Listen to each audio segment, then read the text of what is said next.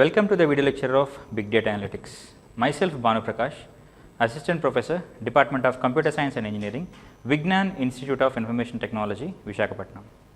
In this lecture today, we will be looking forward to learn what is a raw comparator is. So, before I start the actual topic, I would like to revise all the topics that we have learned already in this unit.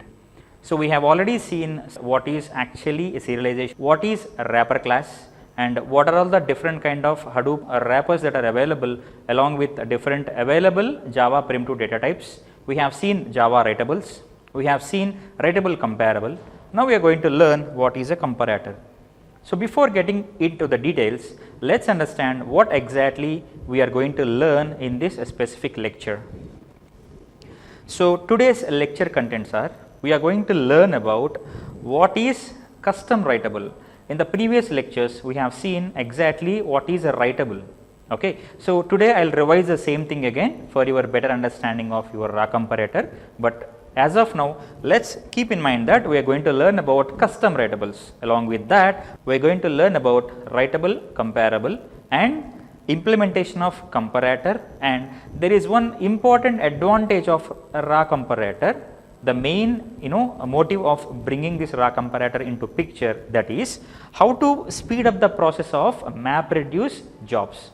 So, in the previous lectures we have seen there is something called as map reduce, which is nothing but an algorithm to sort out things very easily from the huge amount of data available.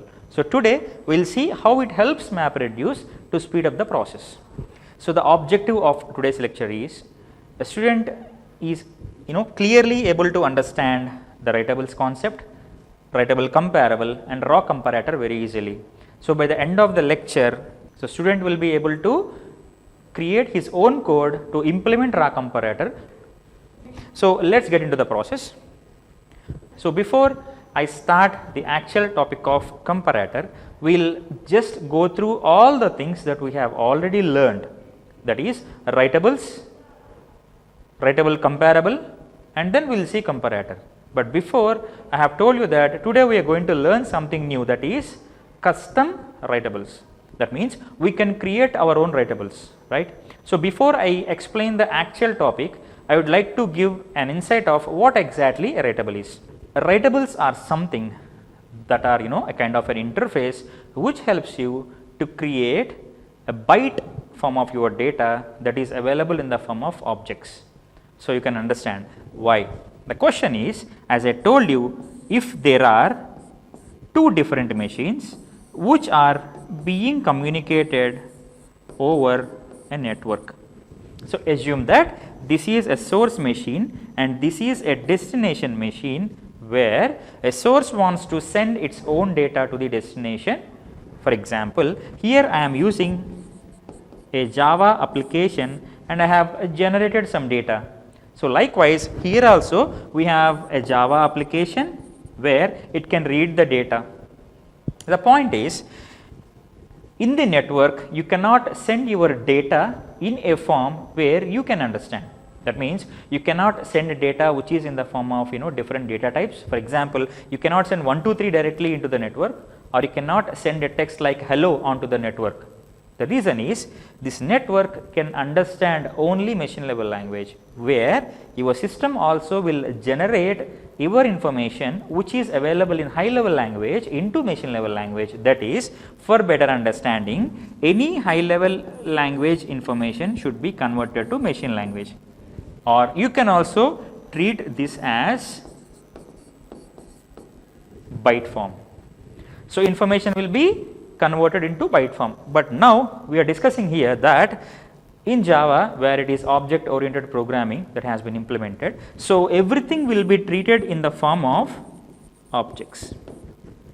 Any data, any communication, any transmissions inside the PC or inside the machine for your application will be in terms of objects that we have seen in the earlier session. But right now, let us understand how these objects will be transmitted through the network. But if your data which is in the form of objects, if it needs to enter into the network, that needed to be converted into bytes only bytes can travel. So, writables are something, it is a kind of an interface which will convert your objects into bytes. Hope you understood. So writables are meant for that. So your data will be sent into the network into the byte form, and here you will be receiving the same data that is available from the network, and you will convert back it into object again. So simply to understand, you are converting your object data into byte form to make it transmitted into the network or through the network to the other machine, and these bytes will be again converted back in the form of objects to access them again. This is the actual cycle of your information that is being transmitted over the clusters, over the network. Clear? So right now I am discussing about something which is custom writable. So before talking about writable, we will try to learn about what is custom type in Java. So as you know that you are doing programming in Hadoop with the help of Java only. So let's see how they will implement the custom writable. Hope you understand. So just go through this little code snippet that is available over here, where I am taking a public class, the name is add. So the class name is add, and inside that I am taking two variables which is of integer type in the class, and I am declaring a public function that is add. Now let's see, I am creating constructors for that. So your data is being customized so that you can access it for your own requirements later. So you are defining your own type into your custom types. Now you can implement the same kind of programming methodology in Hadoop also with the help of writables. So let's see how it would be. So we are talking about custom writables. As I told you, writables are something, they will convert your object form of data into byte streams. In another word, you can tell that it will perform serialization operation. We have seen in the earlier lectures. So serialization is something converting your object form of data into byte streams, and deserialization is something when you receive byte information, you will be converting them back into object forms for your programming purpose. Now let's see how a custom type of writable can be implemented in Hadoop. Like you implemented in Java, you can implement the same in Hadoop also. Now this is a general code snippet that will explain you everything. In the earlier lectures we have seen this. I hope you remember, because we are going to implement an interface which is writable. So you are going to implement something called as writable for serialization as well as deserialization purpose. Now when I say you are sending your data into network, that means your data is being sent to the other machine, which is a serialization process, because objects are getting converted into byte forms. Now here, with the help of these two methods, I can implement writables.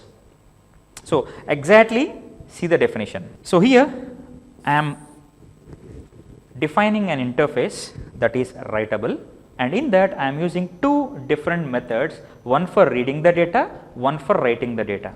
Now you may have an idea about what is reading and writing. For example, if I say I have my own database, or you can also treat this as disk, which is associated with your own machine. So this is my machine where my programming everything are residing. So now I am going to perform all the operations on my own machine. Okay. So this is my machine and this is my disk where I am going to store the data. So assume that you have something called as a network, and you have one remote machine that is sending your data to this machine. I have already explained the process of serialization and deserialization before this slide. So you can understand, right? For example, if I am sending information from this machine to this machine, so that information will be converted to byte form, because network only accepts bytes. So that byte information will be transmitted to my system. Now see, when you are receiving the data from the sources that are available in the cluster from many machines or a single machine, that data will be read into your machine. So this read fields. Now the point, why read fields? Because data is coming in the form of bytes, so you obviously have fields. So you are reading the data, you are getting the data as input, so you are getting the data and you are storing it back onto your own disk. So I am performing the write operation. Hope it is clear. You are receiving the data from the external sources. When the data enters into the network, it becomes bytes, because only bytes can transmit through the network, and that bytes will be received with the help of read fields method, and then I will store into my local disk with the help of write method. This is how you are going to implement writables. So, it is an interface, just remember that, because in this lecture we are going to see writables, writable comparable and comparator. So, let us try to understand it in detail. So, now you understood the implementation of writables. With the help of simple two methods, you can implement writables. Clear? So, now the point, as I have explained, read fields are something that will help you to read the data from the network or sources, whatever I have explained earlier, and write is something that will help you to write your own data, which means store your own data onto the local machines, that is a disk available for you. Now, next we are going to learn about making a composite key with more than one writable available. So, here in this we will try to combine more than one writable and we will try to make a composite key, where a composite key is something with a combination of more than one keys you can perform a better sorting or searching operations. So, the code implementation is just like this, as you have seen the same code again. Now, the condition is, clearly see this, I am implementing a class add, but now with writable. So, when I say writable, obviously you will be encountered with two different methods other than these definitions, that is you will be having read as well as write. So, read fields method will be available, write method will be available. So, when you are defining a custom key, you are going to define those two also. So, with the easiest example I am explaining these things. You can see this definition, you have defined something called as a writable, you are implementing it. So, let us see how your read and write operations look like. So, you can see here you are going to write, as I told you, when you are putting your data onto the disk, you are going to perform write operation. When you are going to read the data, just understand the type of notations or definitions you are using to implement the methods. So, read fields, you can see this, the naming convention is much more important when you are implementing it. So, you are implementing the write operation and you are implementing the read operation. Once again I am reminding you all, read operation is something which will read the data from the network or external sources from the cluster. So, when you are reading the data, which will be available in the byte form only, because you are going to deserialize that to make it into objects for your programming purpose. Now, let us understand what is writable comparable. Just now we have seen writables, now we will see writable comparable, where you are comparing two keys.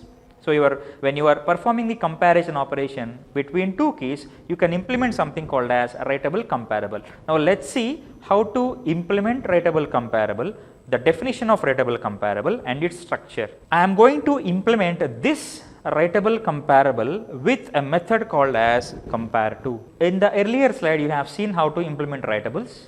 Now, we are going to see how to implement writable comparable.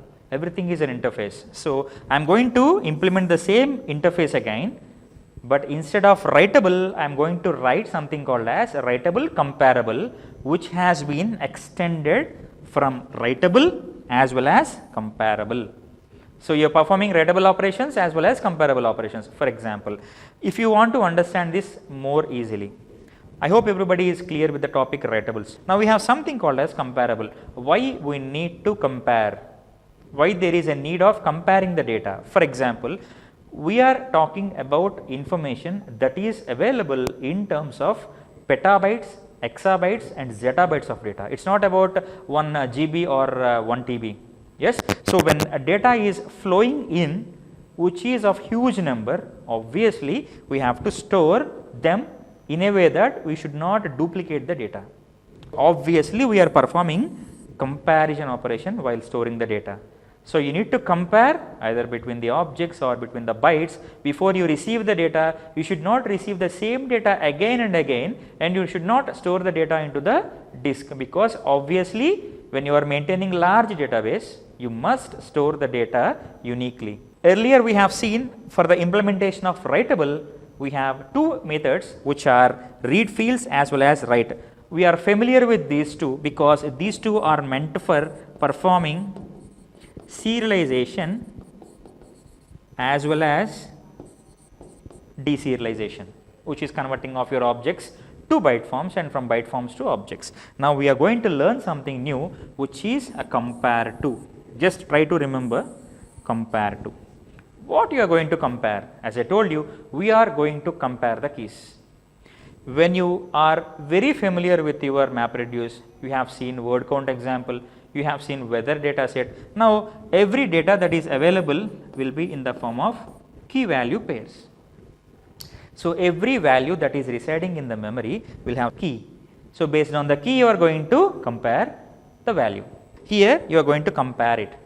So, in general when you are making any kind of comparison operation, so you will be having three different possibilities. One possibility is a negative value which is an equivalent 0 value or a positive value. That means, if I compare 2 with 4, assume that these two are integers. So, I can simply say that 2 is less than 4, or I have a permutation to say that 4 is greater than 2.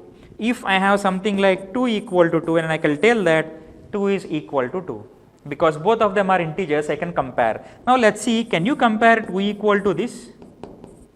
So, assume that this is an integer type and this is a string type, which is a character. Can you compare those two? Which is not possible. For that, we will see what is the solution. So, as of now, remember that for the implementation of comparison or comparables, you need three different methods for the programming purpose. So, let us go into the actual implementation. Let us see, I have something called as write operation, where I am going to write my data out of the disk. For example, if someone asks you to send the data from your end, you need to send the data to the other machine through the network. Then you have to perform write operation only, because you are writing your data onto the network to the other machine, right. When they are receiving your information, they will perform the read field operation, because your data will be sent in the form of bytes and that will be received by the receiver end. So, we will see the implementation part of writable comparable. As you can see, I have defined a function that is compare to, because I have told you for the purpose of making comparisons or performing any kind of comparisons, we need to implement a method compare to, in addition to read and write fields. Either to write the data or to read the data, additionally you need one more method, that is compare to method. So, in general, if you want to perform any kind of for loop operations, for example, in your early days when you learn the programming, for example, if I say for I equal to 0, I less than n, I plus plus, which is my looping operation, where I am taking an initial value of 0 and I am comparing that with the n value, that is a limit, and I am incrementing my value one by one after performing every individual operation. So, let us recollect the same that you can see here. Under this roof, I have implemented the same kind of for loop operation. For example, see, I am taking two values, one is a present value and a compare value.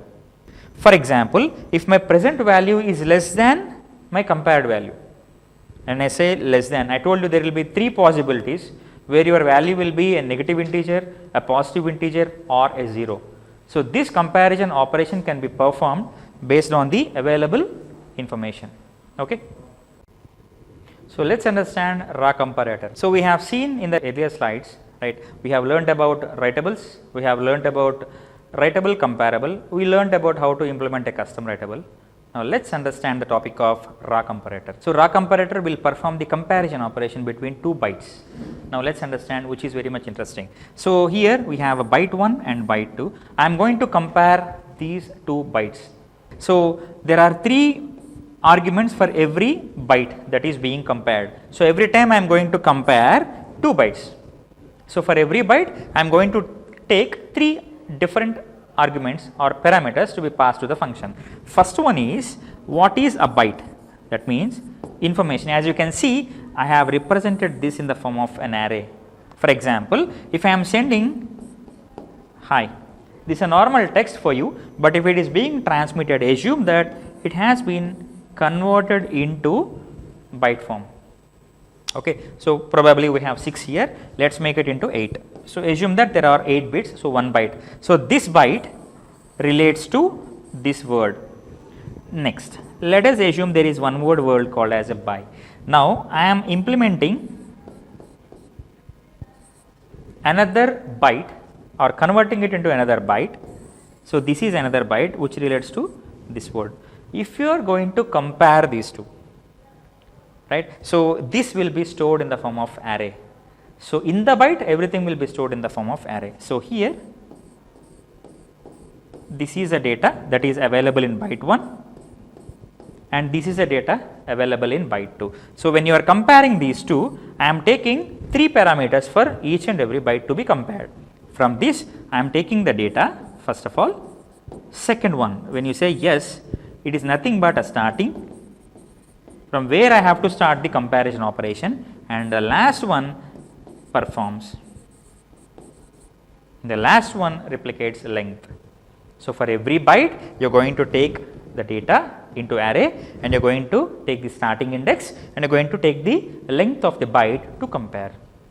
So, that is how you are going to implement your raw comparator. Hope you understood. Initially we have something called as a compare2 function, where you are comparing two different keys and you are performing or bringing out 3 different outputs, either a negative integer, equality value or a positive integer. Here we are just comparing these two in the form of bytes itself. So, performance is increased where both the information is in the same type of data. Initially you can compare integer to text, that is possible when you make any kind of type conversions, but here both of them are of same type, both of them are of same byte form. So, comparison is comparatively very quicker or easy when you do perform it on the raw comparator.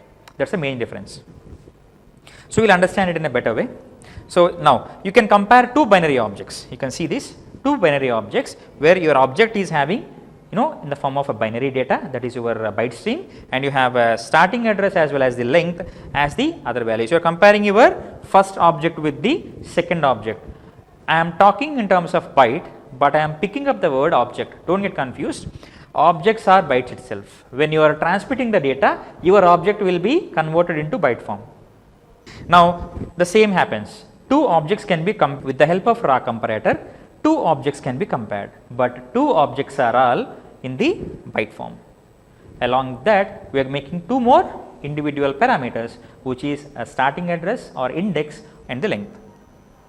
So, now let us see. I am explaining each and every part of your individual object, that is byte. So, first of all, I am talking about the first byte array, where your data is being stored inside the array. The actual data, the actual byte form of data will be stored inside the array. Next one is a position index of B1, from where you are going to start it. So, object under comparison, from where you have to compare the data. First object and second objects, when they are being compared, you have to compare it with the indexes. Comparison can be made like with the index numbers. For example, if I have an array of 3 indexes, if I have an array of 4 indexes, I can compare my 0th index of first array and the first index of the second array. It is possible.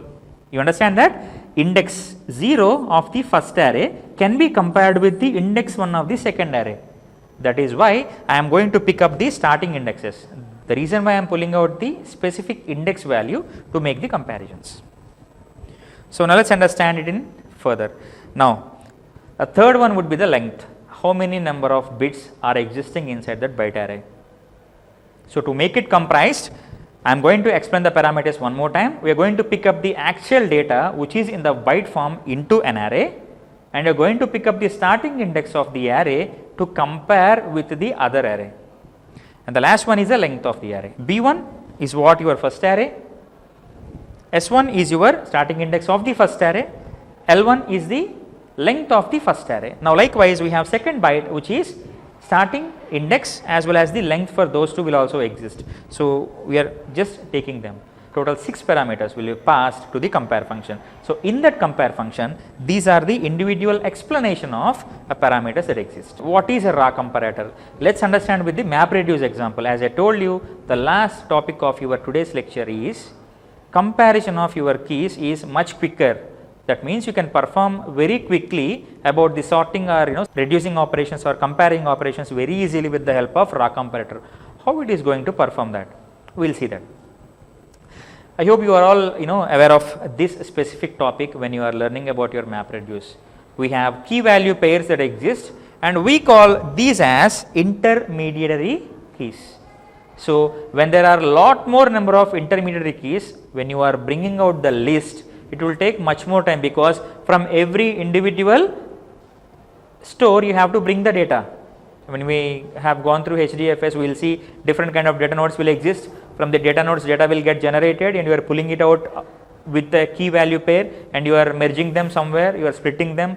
Every operation is being done. Right now, when you are pulling out the data from the starting to the end, that means when you perform the reduce operation, the values that exist before it are simply called as intermediary values.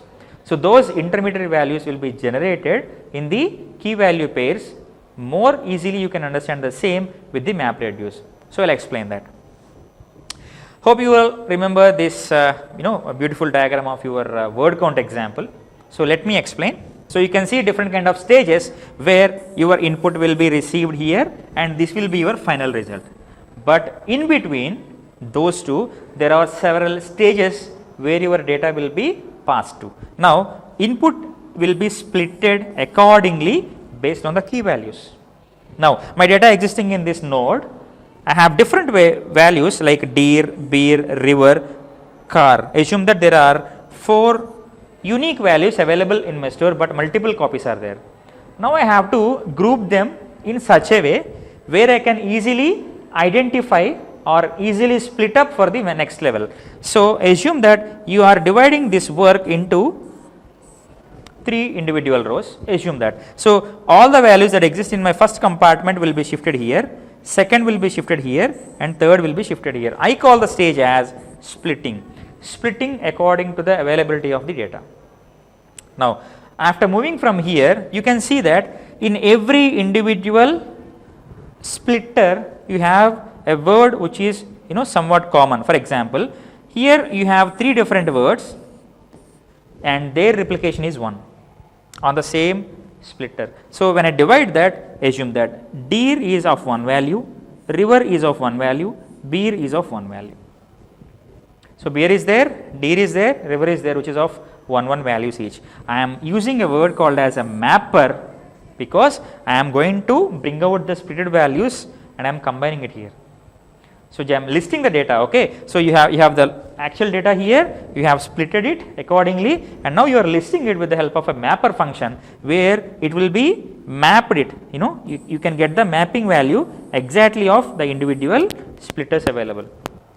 Now, you are going to shuffle them. How you are going to shuffle? For example, if I have a deer here, I will find out wherever it is available. So, I have one more here. Now, I am going to shuffle these 2 into a single list.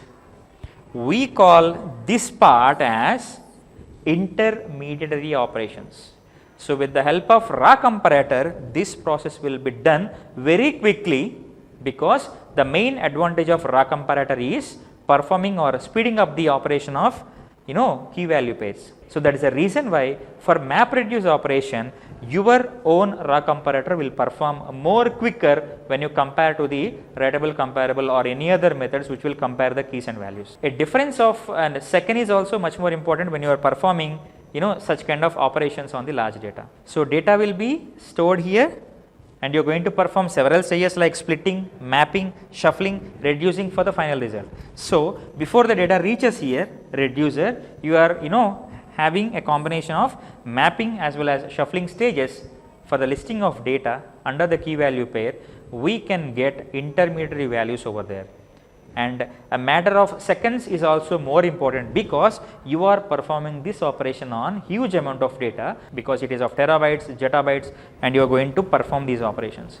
Word count example is a just a normal example with your general words where you can understand the algorithm representation of your map reduce, but in turn the actual implementation of map reduce is with large amount of data or huge amount of data which is not even comparable. So, I am explaining the raw comparator again before I show the implementation part of it. Let us see what exactly a raw comparator wants to speak about. Now, it is during the sorting phase when you are doing the sorting operations, the keys are being compared with each other, and raw comparator interface whatever you will implement, you can also implement your own custom comparator based on the job you need. Okay. So, your raw comparator will obviously speed up the map reduce jobs. Why I am using the term map reduce again and again? Because raw comparator is performing your compare operation with the help of bytes, and here map reduce is having key value pairs. When you have a key, finding out the value is very easy. obviously. So it will speed up the process compared to the earlier comparative operations. So now MR jobs are comprised of key value pairs, as I told you, because that is the reason why this will perform betterly compared to the other comparators. Now we have intermediary keys, which I have explained you on the earlier slide. We have seen a beautiful diagram of word count example, where intermediary key values are being generated and how they will be compared, how they will be used for generating the resultant value. That is all you have explained very easily. How they are being generated, how they are being compared, that is all we have seen in the earlier slide with a beautiful figure. So this is the reason why you are going to implement the raw comparator.